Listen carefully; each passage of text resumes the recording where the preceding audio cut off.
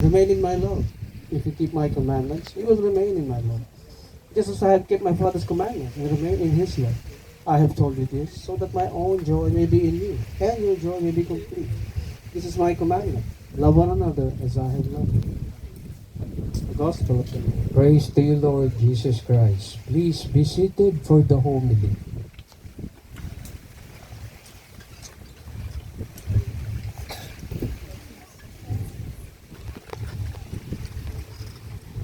Good afternoon, everyone. I'm Reverend Father Angelo Basso from the Roman Catholic Society of St. John the Baptist. We are under the Roman Catholic Church of England and Wales. But we have the same Pope in the Vatican. We sustain him as a Pope also. And we do the same liturgical rites, especially in weddings. We are open to the discoveries of science. Kami yung mas open sa explanation of science about everything in life, especially marriage. No? Paminsan-minsan mapapanood niyo po ako sa TV5, sa Good Morning Kapatid, at sa Julius and Tintin Babaw, para sa Pamilya Pilipino, at sa Billionaire News Channel, at sa EKNJS mo na yan. Tungkol sa mga relasyon, tayo po ay maraming nasasabi pag may trending silang problema. I want to ask you, all of you, what is your heart's deepest desire? Ano yung pinakamalalim na desire ng puso natin? Ako din sa pag-aaral, ay ang mabuhay daw tayo ng mahaba, ng matagal. Yun daw ang deepest desire natin. Kasama na doon siyempre yung yumaman. Kasama na doon siyempre yung magandang kalusugan. That will make you live longer. The problem is, hindi naman yun masyadong nangyayari sa Pilipinas. Pag nagtanong nga ako, may perfect marriage ba? Eh, wala naman nagtataas. Testingin ko dito. May perfect marriage ba? You see? That's our problem. Baka hindi natin naintindihan yung kahulugan ng perfect marriage. Sabi ni Socrates, wisdom is the beginning of definition of terms. I-define mo yung salita, maintindihan mo kung ano ibig sabihin. So let's define perfect first. Perfect means alignment. Alignment to what? To the design, to your desire. Halimbawa, I'm leading a perfect life. Paano mo masasabing perfect life? Because nasusunod yung mga gusto mo, nasusunod yung mga pangarap mo. You're expecting things beneficial to you. So you can definitely say, I live a perfect life. Now, another explanation is, if you have a gadget, merong sariling design yan. Dinrawing ng gumawa, ng author, ng manufacturer, ng creator. Pag sinusunod mo yung sinasabi ng manual about the product, you are using it perfectly according to the design. So, magbe-benefit ka doon na matagal. Yung produkto magtatagal. Ganon din sa marriage. Ang marriage ay produkto ng Diyos. It's someone else's product. Kapag you are using another one's products, you are compelled to follow the design of the product. Hindi na ito subject sa iyong negotiation. Hindi na subject sa iyong kondisyon. Diba? Pag sinabi ng manual ng cellphone mo, huwag ilapit sa tubig. Eh, huwag ilalapit sa tubig. Talaga masisira yan. Huwag mong babasain, huwag mong ilapit sa init. Nakalagay ito sa manual, bawal. Pag sinabi ng Bible, siyang manual natin, husbands, do not be, love your wives and do not be harsh to them. It's not a suggestion. It is obligatory. Wala kang choice, wala kang kondisyon na ibibigay. Kahit na sabihin mo, hindi niya ako nirespeto bakit mo siya mamahalin? Hindi ka na entitled doon. Because the marriage has a design already. Unfortunately, it was not designed by Senate or Congress, kaya wala silang right magsabi. Kung anong dapat niyong gawin sa isa't isa, only God can tell that. Because nandun yan sa design ng marriage. Ano pa ang design ng marriage? Sabi niya sa mga babae, wives, respect and submit yourself to your husband. Para mas madali yung gawin, yung pagmamahal at respeto sa isa't isa, pinakita ng Diyos sa Genesis, chapter 1. Sa chapter 1, yes, parehong pantay. Equal ang babae at lalaki. Parehong binigyan ng right authority sa mundo to have dominion over the fish of the sea, the fowls of the air, and all the natural resources. Parehong may karapatan. Ang male and female. Parehong powerful. Parehong pwedeng yumaman kahit hindi mag-asawa. Now, sa chapter 2, nagbago ang sitwasyon. Ano nagbago? Nag-asawa silang bigla. At dahil alam ng Diyos na pwedeng magpatayan ng dalawang ito, dahil pareho itong powerful, deep inside. They have the capacity to be successful and be competitive all the time. Para hindi sila magpatayan, sa chapter 3, verse 17, sabi niya sa babae, 4 na bagay ang mararanasan mo. Number 1, I will increase your pain in childbirth. Totoo naman. Number 2, in pain, you will bring forth children. Laging merong side effects sa pagbubuntis. Kailangan budgetan, ha? Francis? Regular check-up. Pangatlo, your desire shall always be to your husband. Lagi mo na naisin yung husband mo sa tabi mo. Because there's peace of mind kapag nasa tabi mo ng husband mo.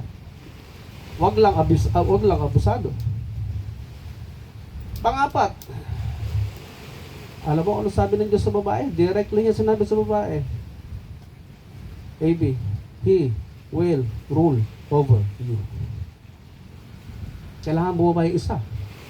Hindi pwede magpantay pa rin. Nag-asawa ka eh. Dahil ang isang katawan, dahil nagiging isang katawan na lang kayo, ay nangangailangan lamang ng isang ulo. Hindi pwede may dalawang ulo sa marriage na nagtatalo lagi kung sino masusunod. Hindi, ako dapat masunod kasi mas mataas pinag-aralan ko sa'yo. Hindi, ako dapat masunod. Ako sundin mo kasi mas kumikita ako kaysa sa'yo. Hindi, ako dapat nasundin mo kasi mas marami akong experience sa'yo, mas matanda ako sa'yo. Hindi na tayo entitled doon. Kahit na anong tibati pa gawin nyo. Take the lead, husbands. Ito problema kapag di ka nag-take the lead, kapag hindi ka nanindigan, kapag di ka naging lalaki, kasi yun ni-expect ng mga babae sa lalaki, di ba? Hindi lang nila masabi ng direkta, pag hindi ka makapag-decide ng mabilis, ang sasabihin nila sa inyo, magpakalalaki ka naman. Parang nakadepende sa mundo ang iyong desisyon. Nakadepende sa magulang mo ang iyong desisyon. Hinihintay mo si mami at daddy magdesisyon para sa iyo. Hindi gusto ng mga wives yun. Diba no girls? Diba no ma'am? Hindi nila gusto yun. Deep inside their hearts, they want a man. Nagpapakalalaki. Naninindigan sa kanyang sarili. Naniniwala sa kanyang sarili. Hindi natatakot sa kanyang mga desisyon. Alam niya yung consequences. Dapat, pinag-aralan yung dalawa ang consequences bago magdesisyon. Kaya lang, pag hindi ka nag-take the lead, ito ang side effects. She can take the lead. Siya magdidesisyon sa lahat. And you will never like it. Wala pa akong nakitang lalaki na natuwa sa pagdidikta ng babae sa buhay niya. Sige nga, tingnan natin. Kung nagugustuhan nyo, didiktahan kayo ng babae. Walang ganon. Why? Because the product will malfunction kung hindi nasusunod ang design. Kung hindi nyo sinusunod ang design, it will surely malfunction. Your relationship. Lagi kayo magtatalo araw-araw. Laging may stress, laging may arguments. Yun ang risk sa marriage. Pangalawang sekreto daw para tayo humaba ang buhay ay mag-asawa ka. Although wala naman yun sa Bible. Pero pinag-aralan ng science na mas humahaba ang buhay ng mga taong nag-asawa kaysa sa mga single who choose to remain single until their senior life. Mas humahaba ang buhay ng nag-aasawa. Kaya may kondisyon. Anong kondisyon?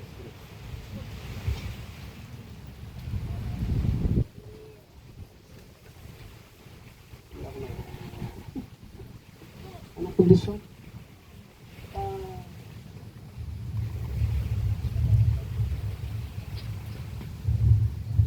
Sorry.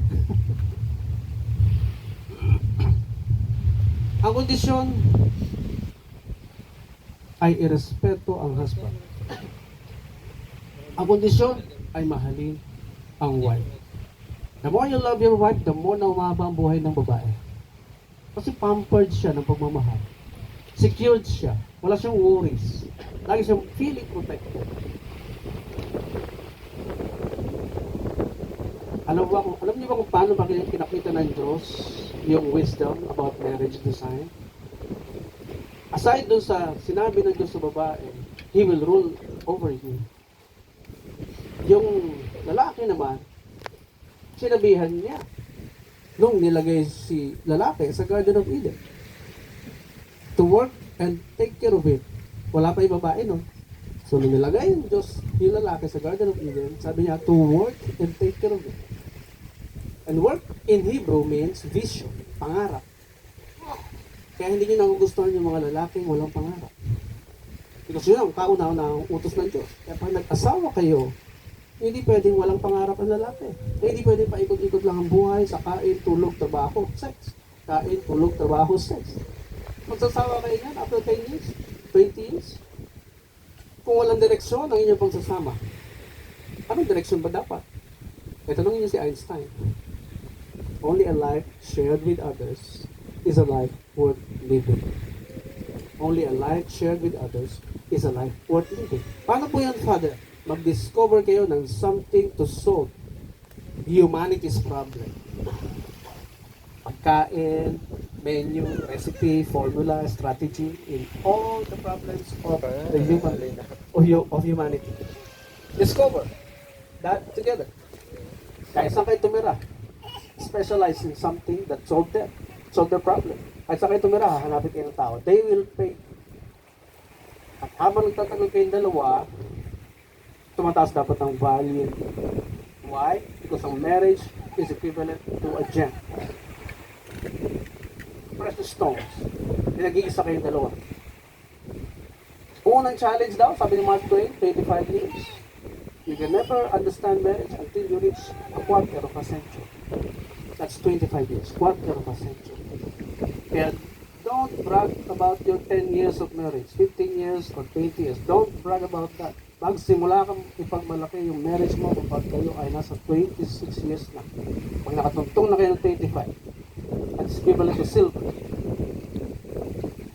And the next challenge is to become 50 years together, which is equivalent to gold. And 75 years, equivalent to diamond. Which means, nagiging valuable kayo habang kayo ay nasasama ng matagal. Kaya dapat walang sukuan. Ha? Because hindi na yung kagustuhan ninyo ang masusunod sa marriage. Yung design na. You have to put yourselves to the design of the marriage. And finally, para malaman mo, Francis, paano tamang magmahal ng babae. Ganito ang ginawa ng Diyos. Kinuha ko sa lupa, pero sila kinuha sa tadyang natin. Pwede naman gawin ng Diyos sa lupa din kunin ng babae, pero hindi niya ginawa. Malalim ito, pag-isipan niyo mabuti. Kinuha ng Diyos yung babae sa'yo, decision mo yan, nilabas mo yan, hindi naman siya pinersa, di ba? Pinersa ka ba, Ivy? Tinutukan, tinakot? Hindi naman, no, Francis? So, decision mo yan, lumabas sa yan. Siya ngayon ay bahagi na ng iyong katawan. At, dahil kinuha sa katawan mo, yan daw ay baby mo. Lumabas sa katawan mo, baby mo yan. Paano siya mahalin? Isipin nyo kung paano mahalin o itrato ang baby. Bawal pa iyakin. Bawal gutumin. Bawal saktan. Lagi pinapatawa. Yun ang mga gusto ng mga babae. Di ba, ma'am? Hindi mo pwedeng gutumin yan. Hindi mo pwedeng saktan yan. Hindi mo pwedeng paiyakin. Okay? Isipin mo, siya ay baby mo. Para mas madali mo siyang mahalin. Okay? Ikaw naman, Ivy, paano mo siya re-respeto? Iisipin mo na siya ay parang tatay mo. Kasi ang unang utos ay respect and submit yourself to your husband. Hindi ko gusto yun ni Francis na siya ay sagot-sagutin mo. Di ba no, Francis? Di ba no, mga sir? Kapahig ba kayo sa babaeng maldita? Kaya sagot-sagot ka? Eh, di sila matutuwa. Kaya isipin mo siya ay tatay mo. Bawal bastusin ang tatay. Bawal i-disrespect ang tatay. Bawal sermonan ang tatay. Bawal sermonan ng husband. Hindi po pwede. Ikaw naman kasi, sinabi ko na sa iyo, dapat ganito. Hindi pwede yun.